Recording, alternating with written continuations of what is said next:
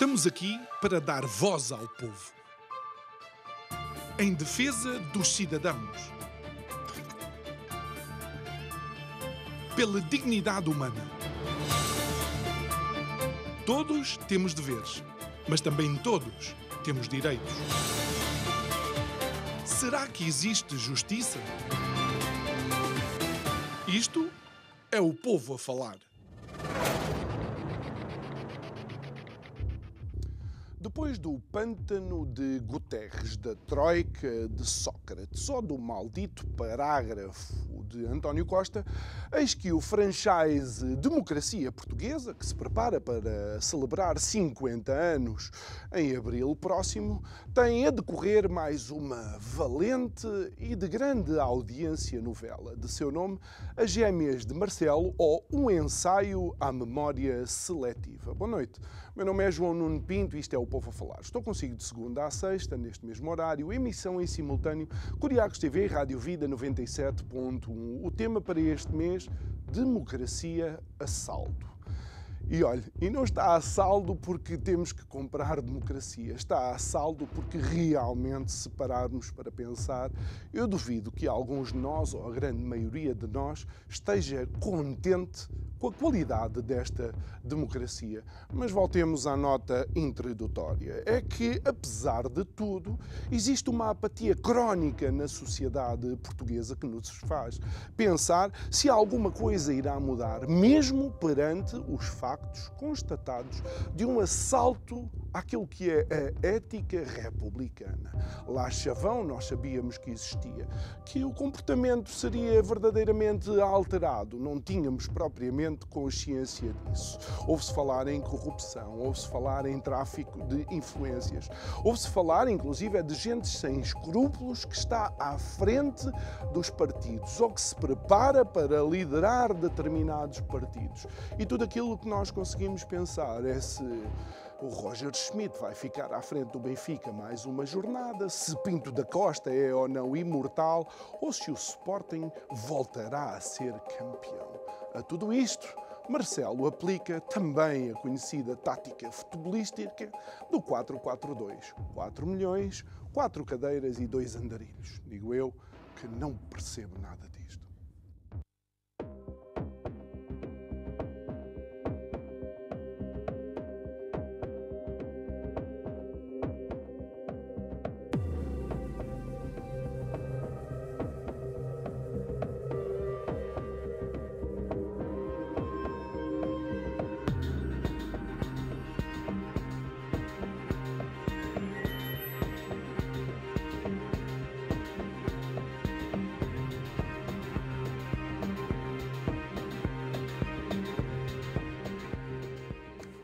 E é nosso convidado de hoje para tentar analisar esta nossa avaliação de saldo democrático, o Jorge Marrão. Muito boa noite, obrigado Jorge por estares aqui connosco.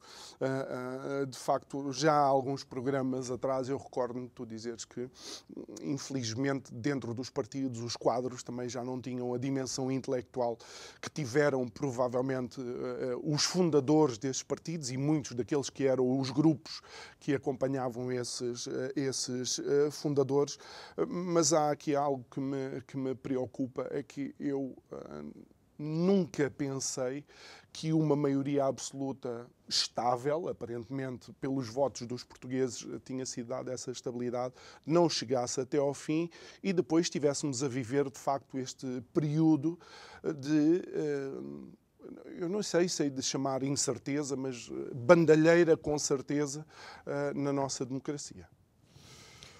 Boa noite, obrigado.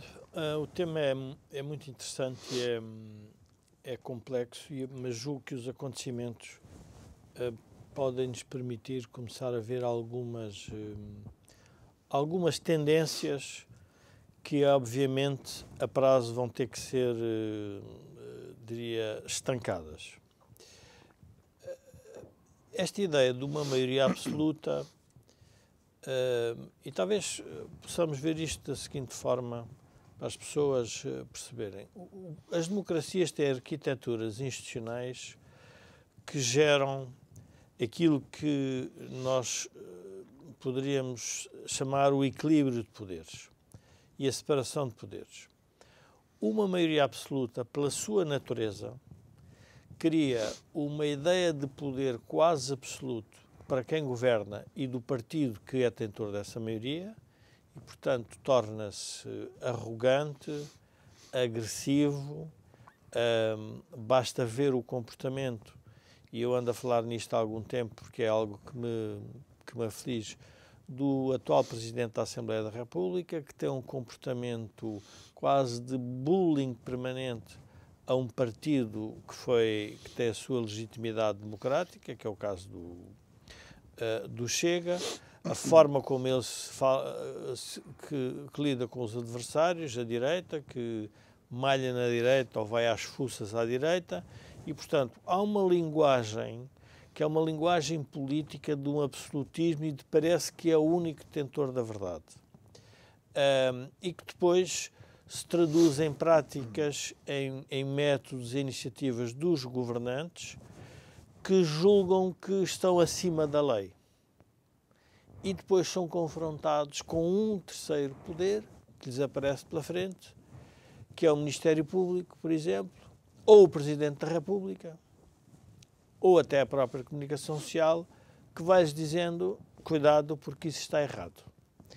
E, portanto, há aqui uma espécie de há uma tentativa de manipulação de quem tem mais poder para aqueles que fazem o contrapoder não terem não só a legitimidade, mas sentirem-se enfranquecidos perante isso.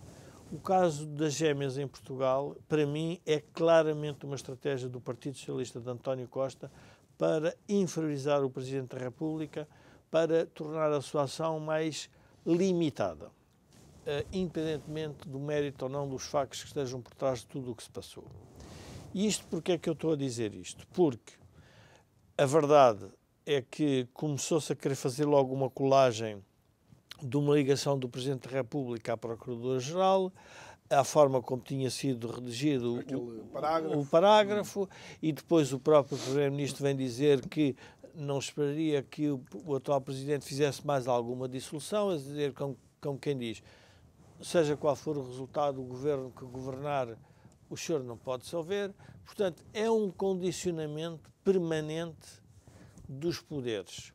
E depois faz-se uma campanha contra o Ministério Público, mas ao mesmo tempo depois faz-se campanhas, e que é interessante, que eu acho que é a riqueza da democracia, nós podermos observar as diferentes opiniões, as diferentes perspectivas, que provavelmente os arguidos têm muitos direitos. Mas se os direitos estão na lei, porque é que eles não usam de usar? Se o Ministério Público atuou ou não de acordo com a lei, atuou de acordo com a lei, então mas quem é que fez a lei? Quem fez a lei foi a Assembleia. Então o responsável é a Assembleia. É o legislador. É o legislador, não pode ser o que executa. Então, mas se o que executou mal, leva um processo disciplinar. Também está previsto. Também está previsto. Tem méritos. Portanto, ou seja, há uma mistificação da política, uma tentativa de manipulação da opinião pública para dar a ideia de uma cabala? Há uma ideia de uma cabala, de uma conspiração. Eu hoje havia um texto do diretor do Jornal Público em que ele se atrevia, e está no seu direito, porque a liberdade de expressão é uma grande conquista realmente da Abril. Ainda. É uma grande conquista da Abril. Que onde ele dizia, e se o Presidente aparecesse no Presidente o último parágrafo? Depois tinha o mentor da campanha de António Costa, Luís Paixão Martins, em que também refere isso, e depois temos o Primeiro-Ministro a dizer, pois e tal, sim senhor, esse processo apareceu, e agora o Ministério Público, assim como diz, como sabe, o Ministério Público já está envolvido nisto, portanto, tudo desenhado para que o Presidente seja condicionado. Eu a brincar dizia no programa, com um programa que eu faço com dois amigos, com Camilo e Joaquim Aguiar, dizia que está na altura do Presidente mandar tudo isto às ortigas e dizer, desculpem lá, mas eu, sobre esse processo, os trâmites normais que sigam, mas eu vou fazer aquilo que tenho que fazer. E aquilo que não estiver certo na democracia portuguesa, aquilo que não estiver de acordo, que eu não estiver de acordo, eu tenho a legitimidade política e democrática para decidir sobre isso. E não se deixar condicionar por esta campanha negra. E eu vou juntar várias coisas para as pessoas perceberem a dimensão disto. Quando estes ventos vêm dos Estados Unidos, em que a esquerda mais radical e este PS de António Costa mais trauliteiro e mais agressivo para com os seus adversários, quando se fala no filho do John Biden, que obviamente que é negócios, ou seja, negócios em que está envolvido em guerras, há uma espécie de dizer, não, isso é uma cabala dos republicanos com Trump. Então, e a cabala que estão a querer fazer agora com Marcelo Rebelo de Sousa. E isto é importante as pessoas perceberem, que faz parte do jogo político a ideia de se eu não posso matar o meu inimigo, se eu não o posso eliminar fisicamente, se eu não o posso eliminar socialmente, ou só como é que eu o posso eliminar socialmente, então eu tenho que atacar a sua reputação. E tudo isto faz parte da estratégia da reputação. Mas não achas aí que a Marcelo lhe faltou perentoriedade logo nos primeiros momentos em que é confrontado com esta notícia, esta investigação? O que faltou foi bom senso ao filho. Porque o filho escrever a um pai, Presidente da República, um e-mail, uma coisa é um telefonema, eu perceberia, um e-mail a fazer um pedido que a Casa Civil tratou, provavelmente como trata não sei quantos e-mails, estou a imaginar ainda por cima ao Presidente, que se predispunha a ajudar toda a gente. Há uma coisa que nós não podemos, quer dizer, temos de ter a noção da substância. O Presidente não tem poder executivo nenhum. Portanto, o Presidente limitou-se a fazer à Casa Civil aquilo que faz com não sei quantos pedidos, que foi dizer, este assunto, há alguém que trate dele. É verdade. Mas deixa-me lembrar-te aquele episódio de um voo da TAP que teve prestes a ser mudado porque alguém do PS dizia que havia um peso político de Marcelo, ou seja, não é executivo, mas... Pronto, mas aí eu dou, e não estou, enfim, com a maior das transparências e frontalidade, eu não votei no professor Marcelo, não estive com ele num conjunto de decisões, achei que aquele concubinato, aquela ligação a António Costa o iria prejudicar, e ele foi provavelmente vítima da sua própria cultura política, que é uma cultura de uma certa informalidade, de tudo parece que se resolve falando, okay. E portanto é preciso que as pessoas tenham um diálogo, e é um homem das pontes, portanto fazia pontes, estou a imaginá-lo a pensar fazer uma ponte com o Brasil, e com esses, quer dizer, estou eu a imaginar, não sei se será enquadrar ou não o caso, mas estou a ver a personalidade a fazer isso com alguma, não diria ingenuidade, mas com aquele voluntarismo que lhe é típico, não percebendo que por trás do PS estava um namoro cínico e hipócrita, que precisava do Presidente por várias coisas, por um governo que era minoritário, tinha um acordo que nós vimos o que é que aconteceu, e que depois, com maioria absoluta, que basicamente entram numa rota de colisão com o Presidente, quase a querer descartá-lo. E nós estamos a pagar por isso. Erro dos dois, do Presidente e de António Costa. Agora, vou eu recriminar o Presidente por causa disso? Não vou, porque sei o que é que estão a querer fazer. Estão a querer que o Presidente, a 10 de março, não tenha a liberdade para se poder exprimir sobre o que é que ele acha que a interpretação dos resultados eleitorais. E a interpretação dos resultados eleitorais é muito importante, porque o PS sabe que não vai ter maioria absoluta. E, portanto, é preciso que o Presidente entenda o que é o futuro de Portugal com o resultado que resulta das próprias eleições. E, portanto, se é isso, eu estou do lado do Presidente. Porque prefiro ter um árbitro. Porque se o Presidente foi bom durante estes anos todos para a esquerda, agora tornou-se mau a poucos meses das eleições só porque ele vai ter que tomar uma decisão? E não achas que recentemente tinha tido uma oportunidade de o fazer quando foi a questão do Galamba, em que claramente um ministro que tinha ficado condicionado pelos acontecimentos e ainda assim António Costa diz que em consciência, creio que me recordo da intervenção de António Costa, em consciência, contra todos os conselhos que recebi das pessoas à minha volta, eu vou manter a confiança. Não achas que Marcelo aí entende que António Costa e Marcelo já não tinham condições João, de coabitar? Para além das funções adicionais que cada um exerce, é natural que as personalidades tenham vindo para cima da mesa. É pena que nós estejamos todos a pagar pelo excesso de narcisismo de ambos. O que eu quero dizer é que é preciso respeitar as instituições. E quem define o regular funcionamento das instituições em Portugal ainda é o Presidente. Não é o Partido Socialista, nem a comunicação social alinhada com o Partido Socialista, que é o que estão a querer fazer. Isso eu não vou participar nesse exercício. Não vou participar nesse exercício porque sei que é um exercício que degrada a democracia. Porque ouvi ontem Augusto Santos Silva que disse uma coisa muito importante. Eu não estou nada de acordo com o que ele tem feito na Assembleia relativamente à forma como tem conduzido os trabalhos. Mas disse uma coisa, o Presidente não está prejudicado por isto. Porque qualquer pessoa percebe que aquilo não é nada. Aquilo é tudo para quem quer destruir uma reputação. Mas do ponto de vista formal, aquilo não é nada. Vão dizer, então deixem a justiça funcionar. Se nós deixássemos a justiça funcionar, porque é que temos que estar a aturar todos os dias António Costa, que está admitido e que vai a inaugurações e que vai explicar o que é um país que não está em gestão e que é preciso haver saco o PRR?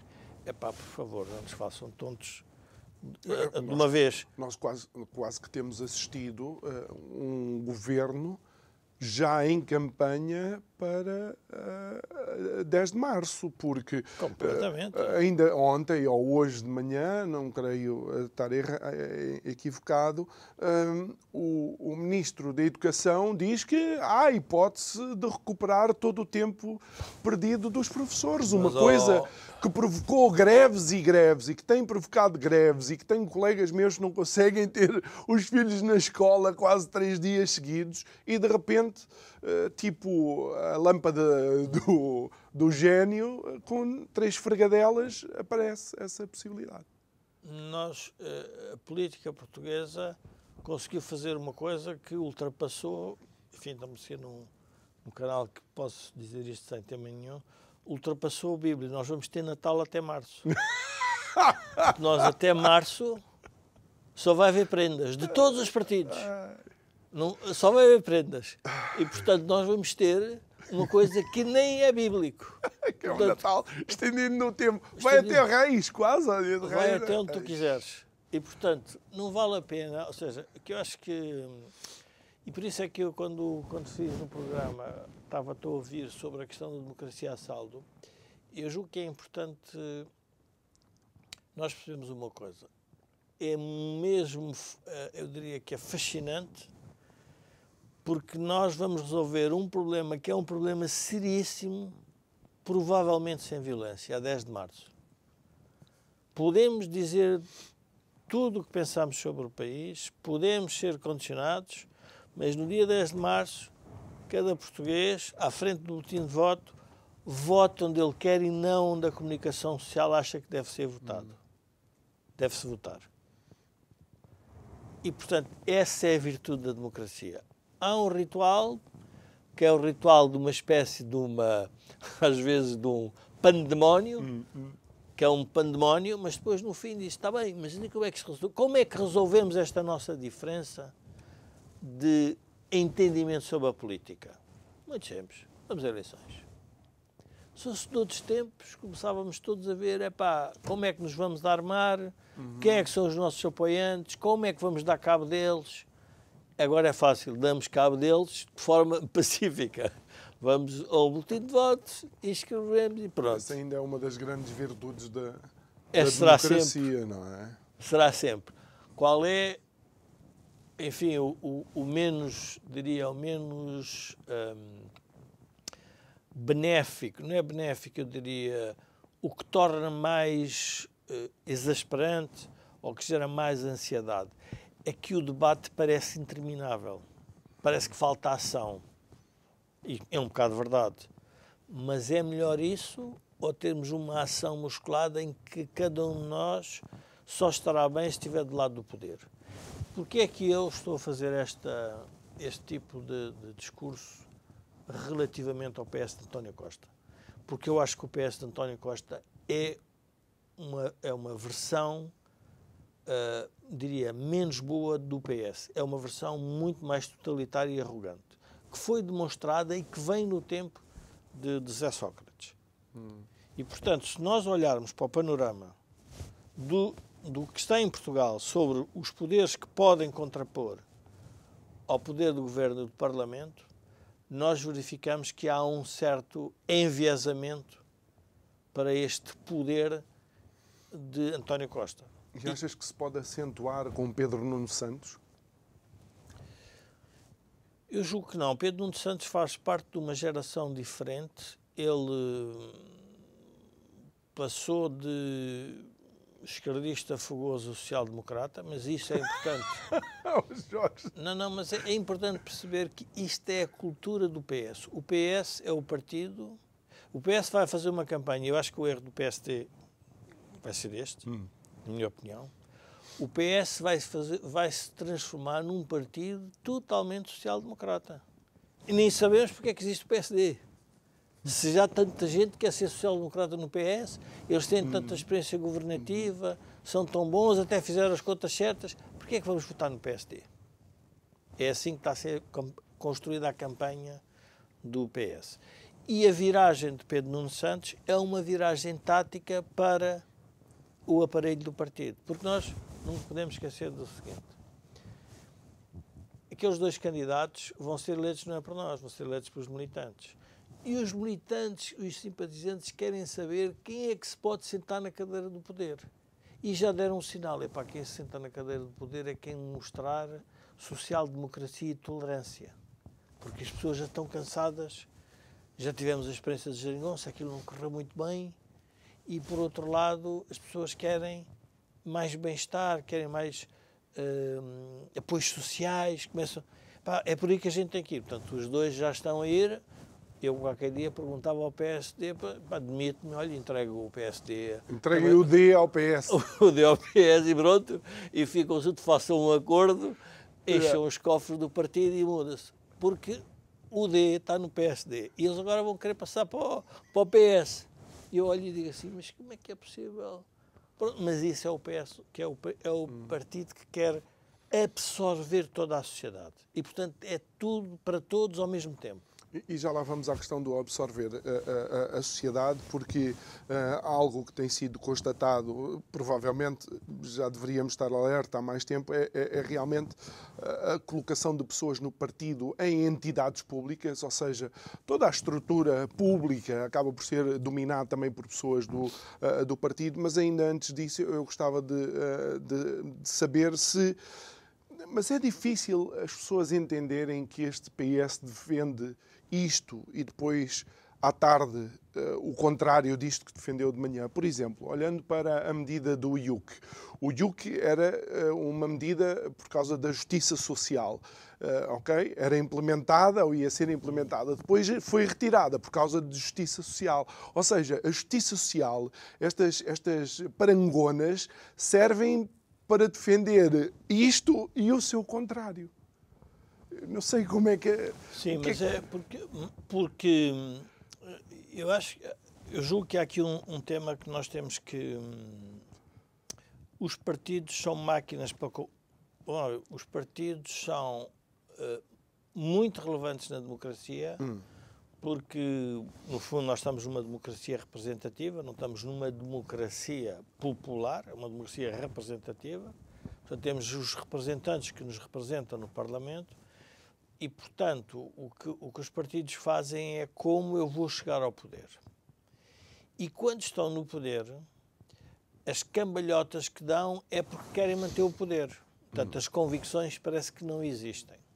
Ora, isso que cria um novo tipo de problema que os partidos sabem que têm, todos eles, mas que também não conseguem sair disto, que é, Isto é um problema das democracias em geral, que é os militantes às vezes querem aquilo, o povo em geral quer aquilo que não pode ter, mas eu só sou eleito se lhe disser que ele vai ter isso. Ok. Portanto, e estamos numa captura perversa. Isto eu costumo estar sempre este exemplo, que é, imagina 2 pais de família com 10 filhos, cada um. Um tem autoridade para dizer, para meus meninos, este ano não vai haver distribuição nem de prendas de Natal, nem vou dar nada durante o ano. Mas é uma pessoa com autoridade e que lhes deu uma perspectiva de futuro. O outro diz assim, não, eu gosto que eu estou aqui nesta função de pai porque vocês me querem aqui, eu vou-vos dar uma prenda. É muito mais fácil eu estar sempre a dar a prenda para me manter no posto, para ter a autoridade de ocupar a cadeira. O problema hoje da política, eu quando observo isto e tenho estado a ler muita coisa sobre a decadência das sociedades, sobre a transformação das sociedades, há um filósofo basco, um tipo de esquerda, que é o professor Daniel Innerarity, fez um livro muito interessante que se chama A Transformação da Política. E o livro é interessante porque o que é que diz? Hoje, com a sociedade instantânea, as pessoas querem, para um problema nascido às 5 da tarde, que o Primeiro-Ministro explique como é que o resolve às 8 da noite na abertura telejornal. Ora, isso não é possível. Então, o que é que todos fazem? Todos tentam encontrar uma ideia de solução, mas já sabem que não está resolvido. Isto é como todos os dias, numa televisão, é resolvido o problema do Serviço Nacional de Saúde. Todos os dias alguém vai dizer que aquilo está mal e qual era a solução. Mas a pergunta é, mas resolveu-se ou não? E não se resolve. Não se resolve porquê? Porque o que está por trás disso é uma máquina muito pesada. De interesses, de práticas, de culturas, de modos de organização do sistema. E tudo isso leva tempo a mudar. Isto é como numa organização. Nós pegamos uma organização, isto é como o meu Benfica. Sou de benfiquista, não é? E então às vezes vou ao estádio e digo assim, nós todos juntos, os 70 mil benfiquistas, ganhávamos todos os jogos. Porque cada um tem uma tática, mas não é assim, porque ele não tem o jogador certo, não tem a equipa certa para aquele tipo de jogo, há ali coisas, as pessoas não estão treinadas para isso, tudo aquilo é muito mais complexo. Mas nós, como povo, que estamos lá a assistir e que estamos do clube, temos a solução. Temos a solução. Ora, imagine um treinador, o Roger Schmidt, dizer, agora vocês, faz favor, todas as semanas, em vez de eu escolher a equipa, fazemos uma votação. Referendo semanal. Qual é o resultado prático? O resultado prático é que não há líder, há um liderado pelo povo. Ora, vamos ver, a política é o oposto. A política também tem que iluminar o povo, tem que dizer, não é por aí que nós devemos ir. Agora, é muito difícil nos dias de hoje. Eu estou a dizer isto e reconheço, não tenho essa...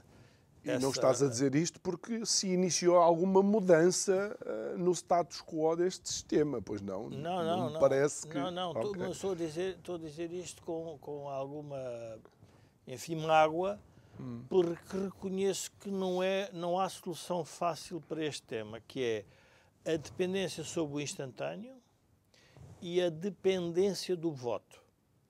Mas a dependência do voto é aquilo que nos dá a capacidade de nós resolvermos os problemas sem violência.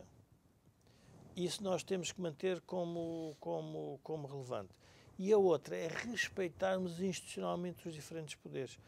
Eu não gosto, percebo que as intervenções do Ministério Público, há casos em Portugal que é óbvio, não se percebe como é que... Não é o Ministério Público, é o Ministério Público e o sistema social como um todo. Nós temos um Primeiro-Ministro em julgamento há uma década, acho eu. Há uma coisa dramática. Para a pessoa não faz sentido nenhum. Se ela tem que ser condenada, é que o seja rapidamente e que cumpra a pena e que resolva a vida dela. Quer dizer, nós estamos ali em banho-maria, também não parece ser uma solução. Mas também não podemos dizer, não, mas por causa disso acontecer, o Ministério Público faz tudo errado. É uma coisa. Então, como é que isto se resolve? porque o grande problema que eu vejo é, quando se olham para estes órgãos, nós não podemos dar a ideia que eles devem ser dissolvidos porque a coisa não corre bem. Porque ao dizermos isto, estamos a dizer que a arquitetura do sistema está errada. Ora, a arquitetura está certa.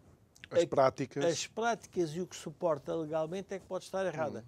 Mas para isso os políticos têm que ter coragem. Porque, primeiro, têm que ter coragem de mudar a Constituição se não querem um presidente tão poderoso. Têm que ter coragem para mudar a legislação relativamente à atuação do Ministério Público, se acham que eles estão a ter comportamentos abusivos. Têm que ter coragem para enfrentar os problemas. Ora, não querem estar bem com por falar nisso, e só um caso, Peço desculpa, a publicidade é do Benfica. Não tem problema. Nós estamos bem. Mais uma jornada. Obrigado. Nós estamos bem. Okay. Olha, mas relativamente a esta questão da separação de poderes, na semana anterior à admissão de António Costa, houve uma entrevista do Presidente do Supremo Tribunal de Justiça, onde ele fala da separação de poderes, que é um princípio constitucional, mas depois diz, triste, mas eu nem sequer tenho autonomia financeira. Não achas que passa também não só os políticos, mas estes poderes que debaixo da Constituição são soberanos, começarem a reclamar a sua verdadeira independência? Claro, sem dúvida nenhuma. Aliás, eu percebi a entrevista, eu quando li a entrevista, não a li, percebi a entrevista depois da admissão de António Costa e do que se passou. A entrevista foi como se que uma espécie de um statement do Presidente do Supremo Tribunal a dizer, por favor, não se esqueçam que há separação de poderes. Porque ele sabia que ia aparecer um problema complicado. Tinha que o saber. Portanto, a entrevista, eu acho que nessa matéria é relevante. E nós temos que respeitar isso. Porque é este Presidente do Supremo Tribunal que terá que intervir se o próximo Primeiro-Ministro não for do PS. As pessoas têm que respeitar isto.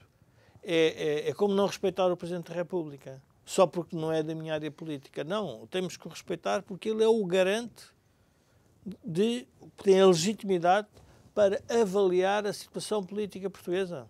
Nós, quando votamos num Presidente, quem decide o regular funcionamento do país, se o país está a funcionar bem ou mal, é o Presidente. E faz a dissolução e as demissões dentro do quadro. O caso de António Costa não ter aceito a demissão de Galamba, obviamente demonstrou que existe separação de poderes. Foi a melhor demonstração da eficácia da democracia. Sim. Podemos não estar de acordo. Sim. Mas foi assim que um disse, eu não estou de acordo. E o outro diz, olha, eu também não estou.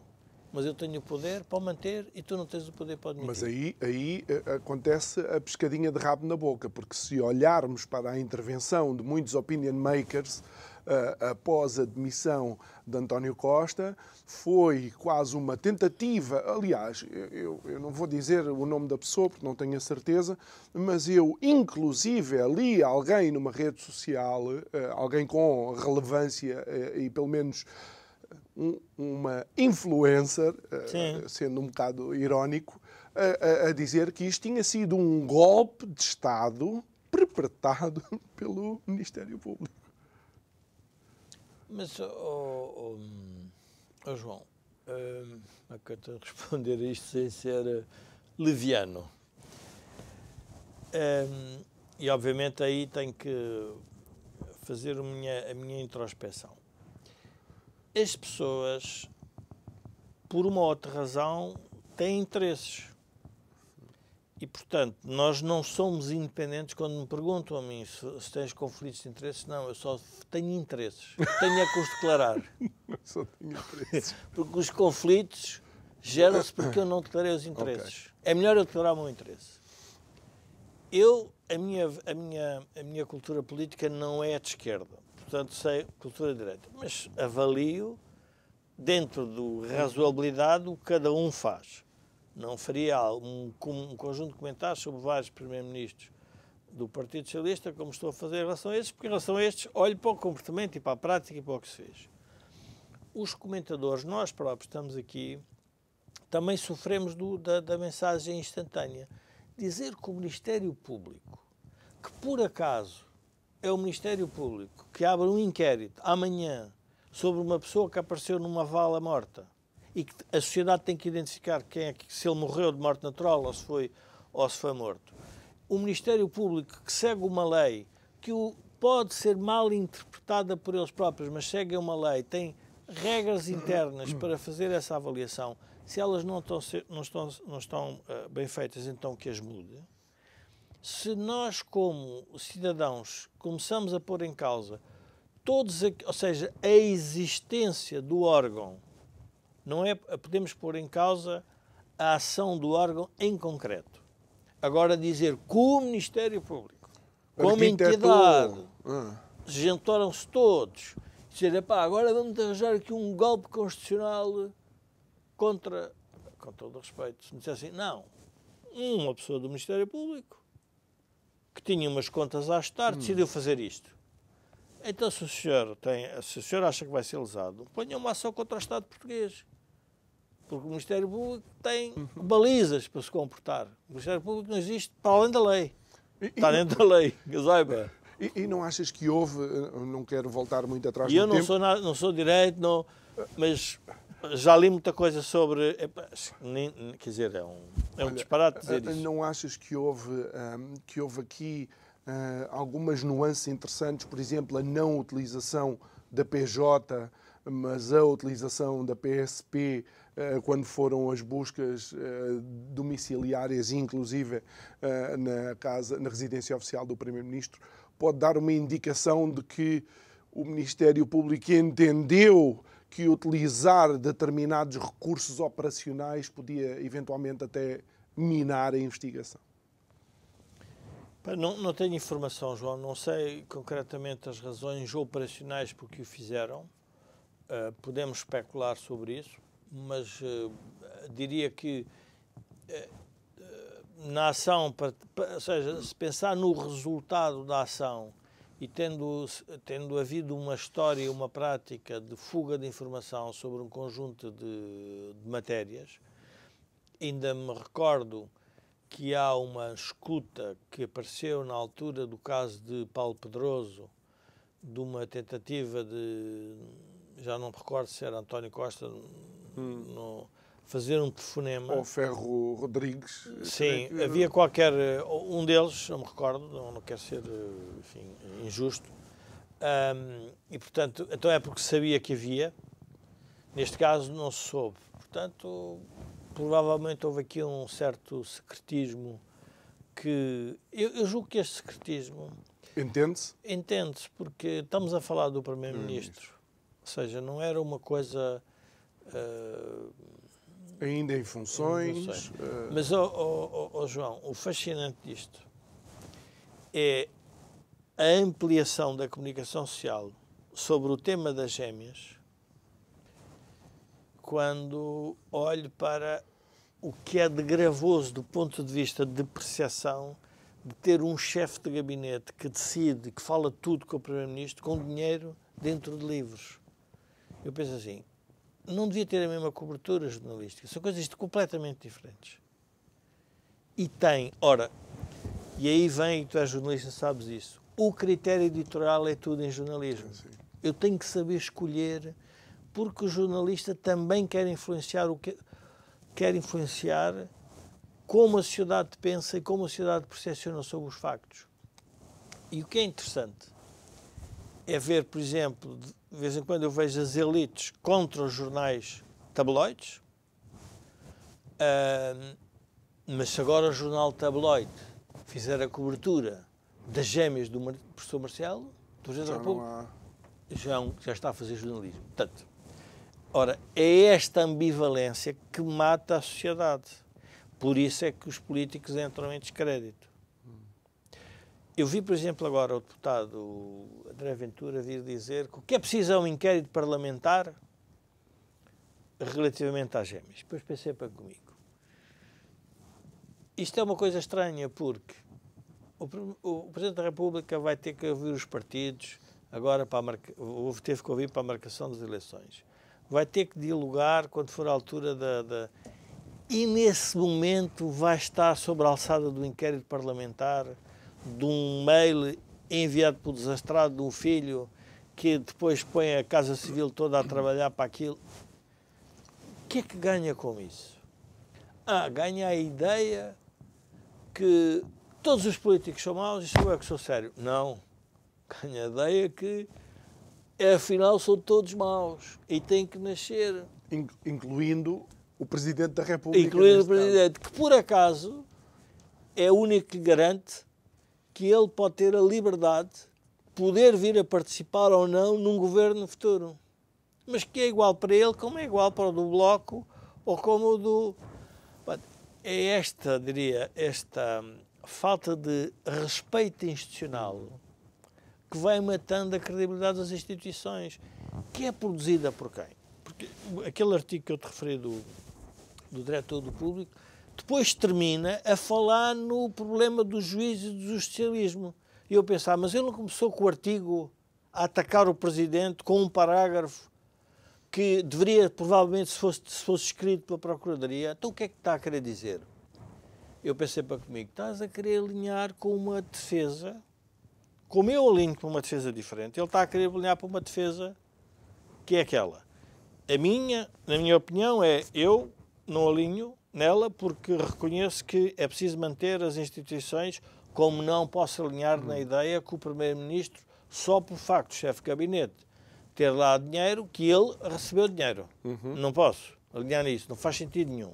Ou de que ele tinha conhecimento. Ou que tinha conhecimento, ou que aquele completamente dinheiro irrelevante. Okay. Não posso. Okay. Porque eu tenho que respeitar a figura dele. O responsável por aquele dinheiro é o chefe de gabinete. Ele, quando muito, é corresponsável porque escolheu... Escolheu, sim, pronto. Isso é o Fernando Pessoa que tinha.